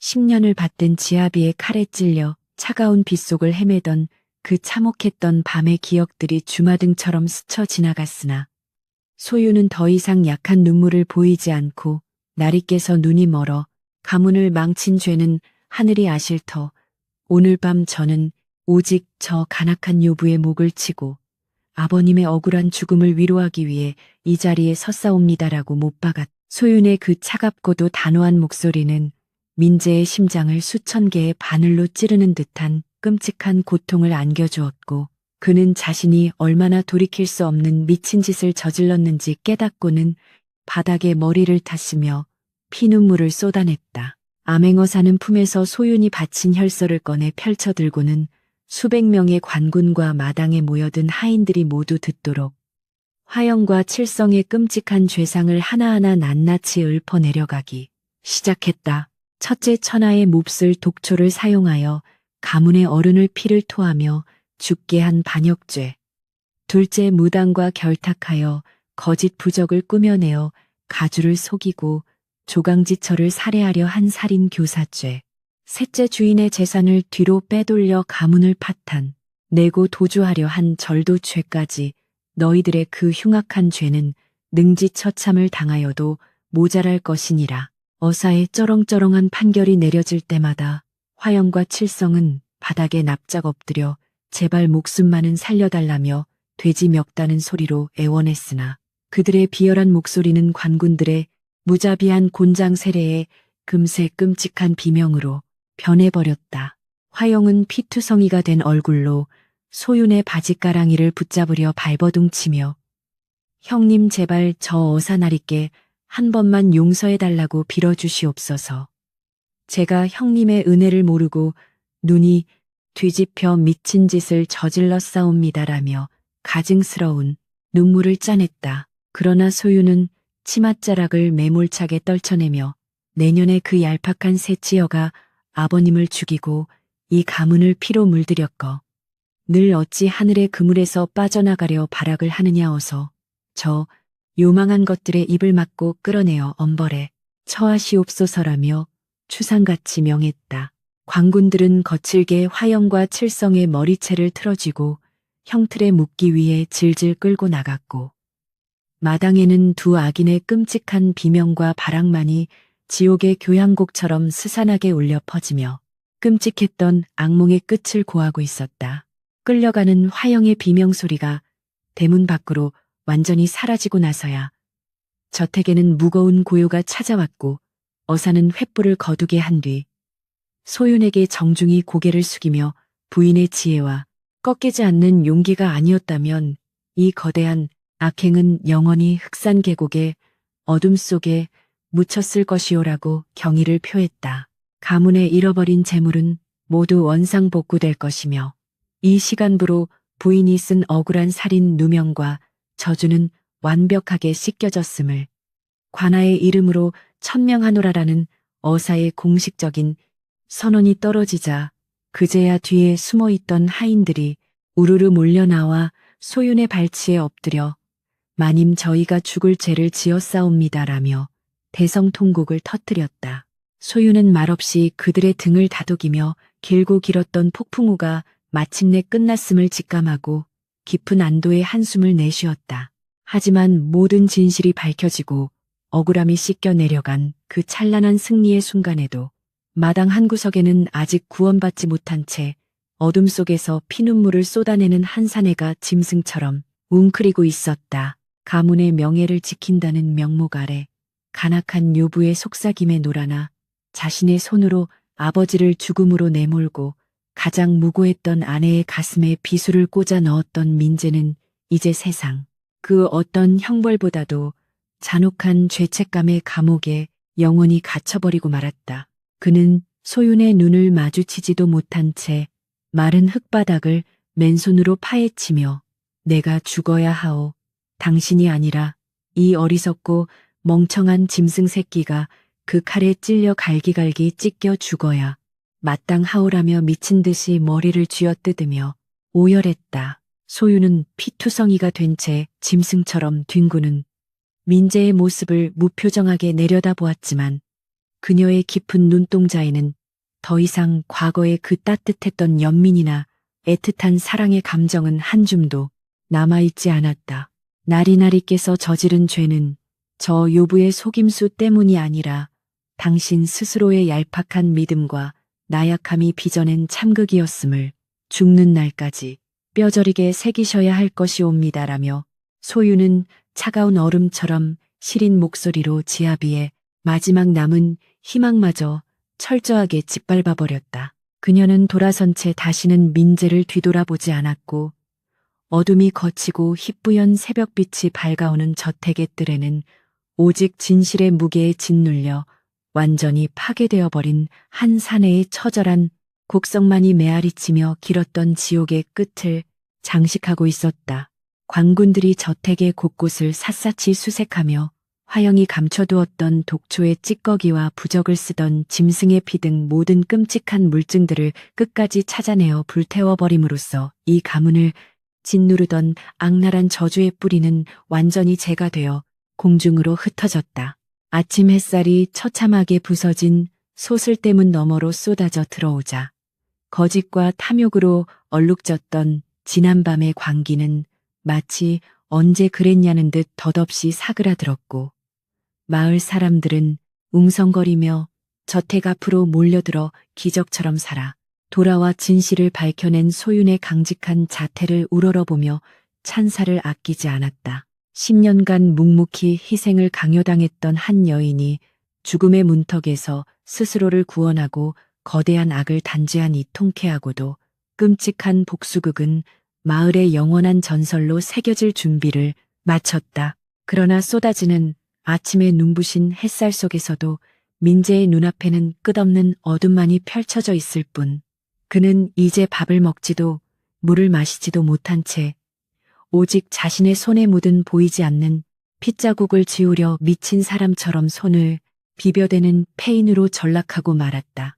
자신이 지키려 했던 가문은 역설적이게도 자신이 버렸던 아내에 의해 구원받았으나 그 찬란한 구원 속에서 정작 가주인 자신은 철저하게 버림받고 영원한 지옥불로 던져졌다는 그 끔찍한 인과응보의 섭리가 그의 숨통을 영원히 틀어주게 될 것이었다. 소윤은 흔들림 없는 시선으로 새롭게 밝아오는 아침 하늘을 올려다보았고 그녀의 맑은 눈동자 속에는 기나긴 악몽을 끝내고 온전한 자신의 삶을 향해 나아가려는 서늘하고도 아름다운 자유의 의지가 찬란하게 빛나고 있었다. 며칠 뒤 읍내 한복판에 마련된 형장에는 이른 아침부터 끔찍한 죄인들의 최후를 구경하기 위해 구름대처럼 몰려든 백성들로 발 디딜 틈조차 없었다. 붉은 태양이 떠오르며 처형장의 서슬퍼런 작두나를 피비린내 나게 비추었고 포승줄에 꽁꽁 묶인 채 형틀로 끌려 나오는 화영과 칠성의 몰골은 이미 사람의 것이 아니라 짐승만도 못한 흉측한 꼴이었다. 한때 비단 옷을 휘감고 가문의 안방을 호령하며 교만을 떨던 화영의 얼굴은 며칠간의 혹독한 고문으로 피떡이 되어 있었고, 요사스러운 빛을 뿜어내던 두 눈동자는 다가오는 죽음의 공포에 질려 미친 듯이 희번덕거리고 있었다. 백성들은 저 간악한 요부가 혀를 놀려 시아비를 독살하고 조강지처를 내쫓은 끔찍한 악귀라며 손에 쥔 돌멩이와 썩은 채소를 사정없이 집어 던지며 분노를 토해냈다. 망나니가 입에 머금었던 막걸리를 시퍼런 칼날 위로 뿜어내며 기괴한 칼춤을 추기 시작하자 화영은 바닥에 엎드려 제발 목숨만은 살려달라며 돼지 멱다는 소리로 처절하게 울부짖었다. 날이 제가 죽을 죄를 지었사옵니다. 제발 한 번만 자비를 베풀어 주시옵소라며 발악하는 그녀의 입에서 흘러나오는 붉은 피와 침이 흙바닥을 흉하게 적셨지만 이미 그녀의 간악한 새치혀에 속아 넘어갈 어리석은 자는 이 세상에 단 한 명도 남아있지 않았다. 옆에 묶인 칠성은 이 미친년아 내년에 그 탐욕 때문에 내 목통까지 날아가게 생겼다며 쌍욕을 퍼부으며 화영의 얼굴에 침을 뱉었고 악인들의 그 비루하고도 끔찍한 말로는 맹목적인 탐욕이 부르는 가장 완벽한 파멸의 표본이었다. 이윽고 북소리가 하늘을 가르고 망나니의 묵직한 칼날이 허공을 가르는 순간 끔찍한 비명과 함께 붉은 피가 분수처럼 솟구치며 두 악귀의 죄 많은 숨통이 영원히 끊어졌다. 피비린내 나는 형장의 참극이 벌어지는 동안 소유는 저잣거리에 소란스러움을 뒤로 한 채 고요하고도 차분한 손길로 더럽혀진 가문의 저택을 정화하는 숭고한 작업에 몰두하고 있었다. 그녀는 화영이 안채에 덕지덕지 발라놓았던 사양과 역겨운 장식물들을 모두 뜯어내어 마당 한가운데 쌓아놓고 불을 지르게 하였으며 맑은 계곡물과 쑥을 달인 향수로 구석구석 팬 썩은 피냄새와 탐욕의 악취를 씻어내도록 하인들을 독려했다. 아침 햇살이 활짝 열린 창호지를 통해 쏟아져 들어오며 잿빛으로 가라앉았던 방안을 따스하게 채우자 10년 전 그녀가 처음 시집오던 그날의 정갈하고도 평온했던 가문의 본래 모습이 서서히 예동기를 되찾으며 기적처럼 깨어나기 시작했다. 하인들은 마님께서 살아 돌아오시어 이 저주받은 집안에 다시 생명의 불씨를 지피셨다며 감격의 눈물을 흘렸고 그들의 빗자루질 소리에는 과거의 공포 대신 활기찬 희망이 묻어나고 있었다. 집안이 서서히 제 모습을 찾아가는 반면 안채와 가장 멀리 떨어진 낡고 어두운 헛간에서는 가문의 몰락을 자초했던 가주 민재가 모든 이성을 상실한 채 짐승 같은 삶을 연명하고 있었다. 그는 화영의 처형 소식을 듣고도 아무런 미동조차 하지 않은 채 그저 자신의 두 손을 마른 바닥에 피가 나도록 문지르며 내가 아버님을 죽이고 가문을 베었다. 내 손에 묻은 이 저주받은 피가 씻기지 않는다며 끔찍한 환각에 시달리며 허공에 대고 울부짖을 뿐이었다. 머리칼은 하얗게 새어 산발이 되었고 한때 위엄 넘치던 풍채는 뼈만 앙상하게 남은 아귀의 꼴로 변해버린 그는 누군가 던져주는 쉰내 나는 밥덩이조차 삼키지 못하고 밤낮으로 참회와 절망의 곡성만을 토해내며 살아있는 지옥의 형벌을 받고 있었다. 어느 서늘한 밤 소유는 호롱불을 들고 민재가 갇혀있는 헛간 앞을 찾아가 굳게 닫힌 문 너머로 들려오는 그의 끔찍한 신음소리를 말없이 듣고 서 있었다. 문틈 사이로 새어나온 불빛에 소윤의 그림자가 길게 드리워지자 인기척을 느낀 민재가 짐승처럼 바닥을 기어나와 문살을 부여잡고 여보 제발 나를 죽여주시오. 내 손으로 당신의 심장을 찌르던 그날의 끔찍한 감촉이 매일 밤 나를 갈기갈기 찢어놓고 있소라며 피눈물을 흘리며 애원했다. 소유는 흔들림 없는 맑은 눈동자로 그 참담한 몰골을 내려다보며 날이 당신의 영혼을 찢어놓는 것은 제 원한이 아니라 당신 스스로 진실을 외면하고 요부의 달콤한 거짓말에 영혼을 팔아넘긴 그 비겁한 죗값이옵니다라고 얼음장처럼 차갑고도 명징한 목소리로 대답했다. 소유는 호롱불을 바닥에 내려놓으며 나리께서는 가문을 지킨다는 명분 뒤에 숨어 가장 약하고 무고한 자들을 희생양으로 삼았으니 그 어리석은 칼날이 결국 나리 자신의 심장을 찌른 것은 하늘의 섭리이자 잔혹한 인과응보일 뿐이옵니다. 라고 덧붙였다. 민재는 그녀의 그 서늘한 판결에 입을 틀어막고 짐승처럼 흐느꼈고 소유는 더 이상 아무런 미련도 연민도 남아있지 않은 듯 몸을 돌려 저는 이제 나리의 아내도 이 썩어버린 과거의 망령도 아니니 부디 그 끔찍한 지옥 속에서 평생 스스로의 죄를 반성하며 생을 마감하시옵소서라는 모진 이별의 말을 남기고 매정하게 발걸음을 옮겼다. 그녀의 치맛자락이 스치고 지나간 자리에 남겨진 민재의 찢어지는 듯한 절규는 차가운 밤 공기 속으로 허무하게 흩어졌고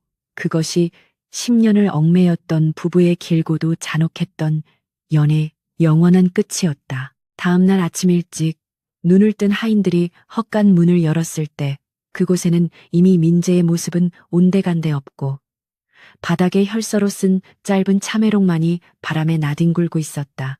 밤사이 자신의 비루한 목숨조차 소윤과 가문의 짐이 된다고 여긴 그가 한 벌의 누더기만 걸친 채 가문의 담장을 넘어 정처 없는 속죄의 유랑길에 올랐음이 분명했다. 그 소식을 전해 들은 소유는 짧은 한숨을 내쉬며 쫓지도 찾지도 말라. 그가 짊어진 죄업은 이승의 법으로 다스릴 수 없는 하늘의 영역이니 짐승에게 먹히든 객사를 하든 그것 또한 그가 걸어야 할 참회의 길일 뿐이다라고 단호하게 명을 내렸다. 가문을 병들게 했던 썩은 뿌리가 마침내 제 발로 완전히 뽑혀나가자 저택의 하늘을 덮고 있던 묵은 먹구름이 걷히며 찬란하고 눈부신 봄날의 햇살이 본격적으로 쏟아지기 시작했다. 거센 폭풍이 모든 것을 쓸어버리고 지나간 자리의 계절은 속절없이 흘러 흑산 계곡을 둘러싼 산등성이에 붉은 매화가 흐드러지게 피어나는 따뜻한 새봄이 찾아왔다. 소유는 홀로 가문의 안주인 자리에 올라 과거의 억압적이고 폐쇄적이었던 집안의 법도를 완전히 허물고 화영이 긁어모았던 막대한 재산과 창고의 곡식들을 모두 풀어 굶주리는 마을 백성들에게 아낌없이 나누어주기 시작했다. 소장농들에게는 세를 절반으로 줄여주고 병든 자들에게는 약값을 내어주니 한때 저주받은 흉가로 불리며 사람들이 발길을 끊었던 저택은 이제 흑산 계곡 일대에서 가장 자애롭고 온기가 넘치는 은혜의 요람으로 기적처럼 탈바꿈하였다. 아침이면 밥 짓는 구수한 연기가 피어오르고 마당에서는 하인들의 밝은 웃음소리가 끊이지 않았으며 소유는 그 모든 풍경을 안 채 대청마루에 앉아 평화로운 미소를 지으며 지켜보았다. 그녀는 화려한 비단옷을 옷장에 처박아 둔 채 매일같이 소박한 무명 치마를 입고 직접 장독대를 닫고 아랫사람들의 고충을 들어주며 진정한 리더로서의 덕목을 온몸으로 실천했다. 가슴에 남은 예리한 비수의 흉터는 비가 오는 날이면 여전히 깊은 욱신거림으로 과거의 상처를 일깨웠으나 소유는 그 고통조차 피하지 않고 자신이 겪었던 끔찍한 시련이 타인의 아픔을 어루만질 수 있는 거대한 자비심으로 승화되었음을 묵묵히 받아들였다.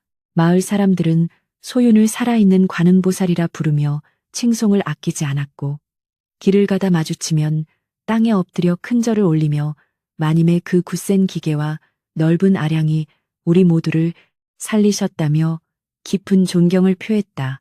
하지만 소유는 언제나 고개를 숙이며 진실이 거짓을 이긴 것일 뿐 내 어찌 하늘의 공을 가로채겠는가라며 겸손한 태도를 잃지 않았다. 어느 화창한 봄날 오후 산속 깊은 곳에서 그녀의 목숨을 구해주었던 늙은 노의원이 지팡이를 짚고 산을 내려와 저택의 소슬대문을 두드리는 반가운 손님으로 찾아왔다. 소유는 맨발로 마당까지 뛰어나가 노의원의 두 손을 덥석 맞잡고 눈물을 글썽이며 어르신의 그 신묘한 의술과 따뜻한 믿음이 아니었다면 이 가여운 목숨은 흑산 계곡의 원혼이 되어 영원히 구천을 떠돌았을 것이옵니다라며 정중하게 땅에 엎드려 큰 절을 올렸다. 노 의원은 껄껄 웃으며 부인의 그 맑고 곧은 심지가 스스로의 죽은 혈맥을 뚫고 기적을 이뤄낸 것이니 내게 절을 할 필요가 없소이다.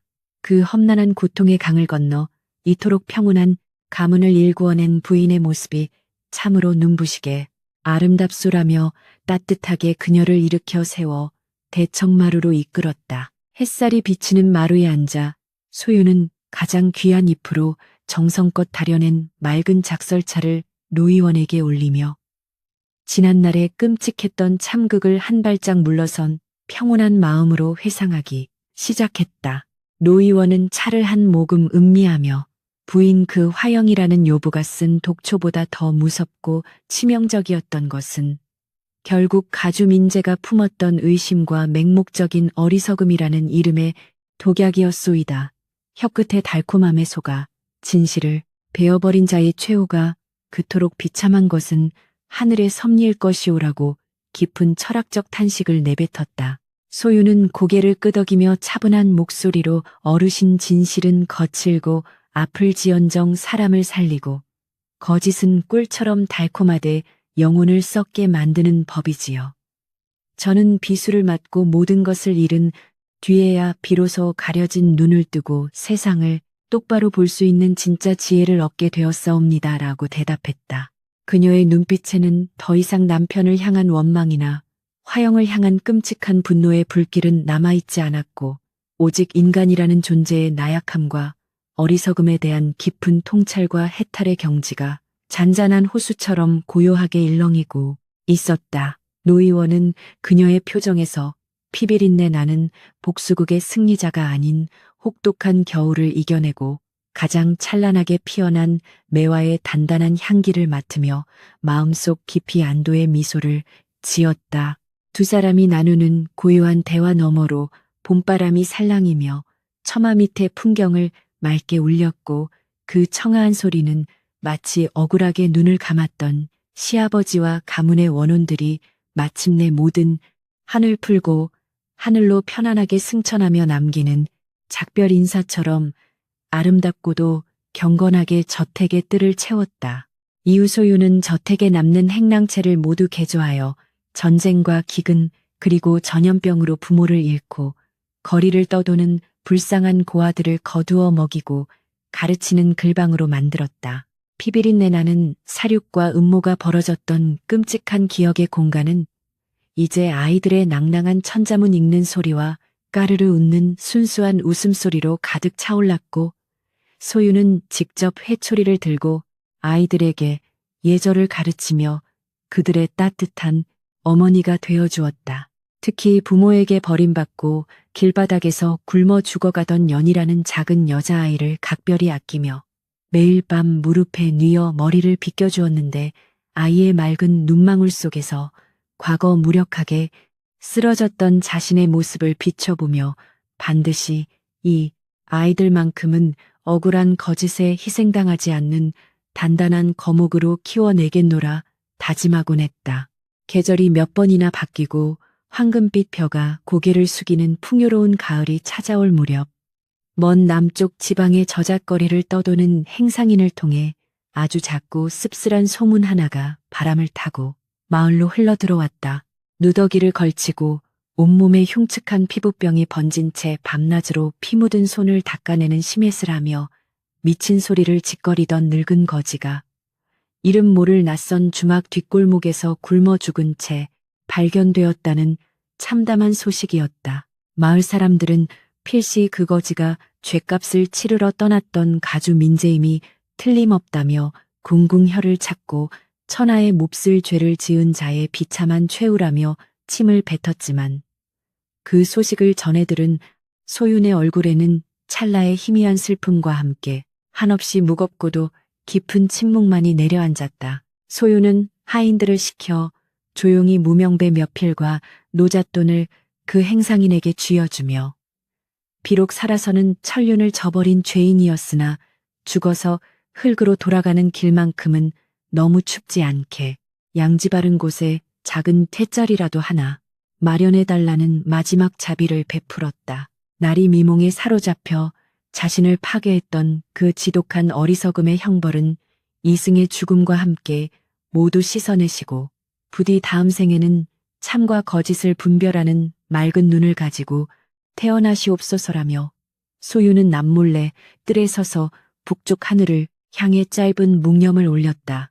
비록 한 방울의 눈물도 흘리지 않았으나 그녀의 이 마지막 배려는 지난 10년간 얽히고 설켰던 애증의 사슬을 완벽하게 끊어내고 가해자마저 온전하게 놓아주는 진정한 의미의 위대한 해탈이자 구원의 완성이었다.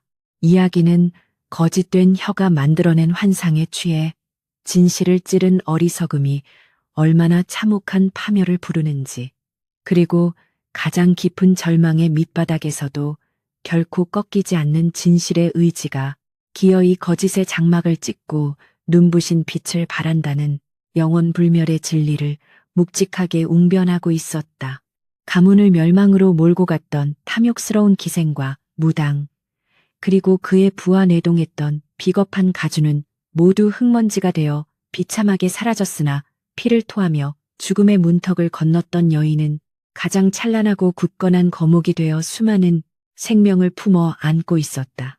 흑산 계곡을 휘감고 도는 안개조차 이제는 공포의 그림자가 아니라 만물을 감싸 안는 신령스러운 기운으로 저택을 호위하는 듯했고, 가문의 소슬 때문은 굳게 닫혀있던 과거와 달리 누구에게나 활짝 열려 세상의 빛을 받아들이고 있었다.